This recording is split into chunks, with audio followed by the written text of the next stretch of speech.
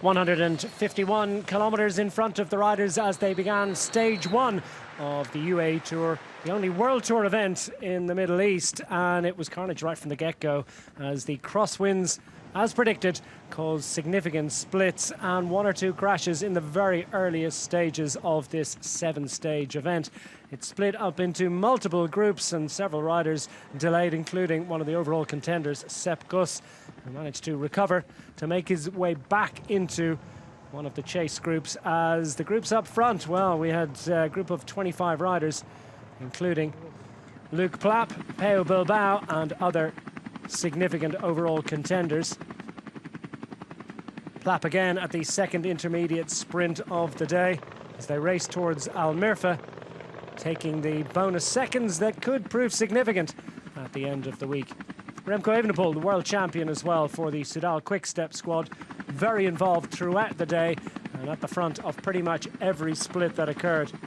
The initial 25 rider group split, then came back together again, then the second chase group on the road managed to make the junction to the front. But the crosswinds continued to play a role all the way to the conclusion of the event. Mark Cavendish and Caleb Ewan among those riders, initially involved at the front, delayed, then making it back to the front as the race continued to yo-yo. And there weren't too many riders that didn't have a story to tell at the conclusion of the day's activities.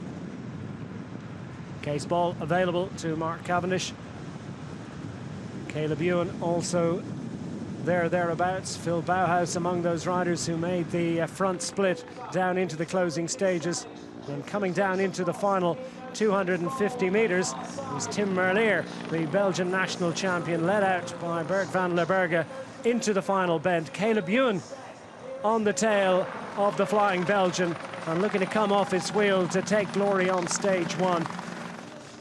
And it went to a photograph, the tightest of decisions, but Tim Merlier just about holding on to take stage one honours, and with it the overall race lead heading into the stage two team time trial.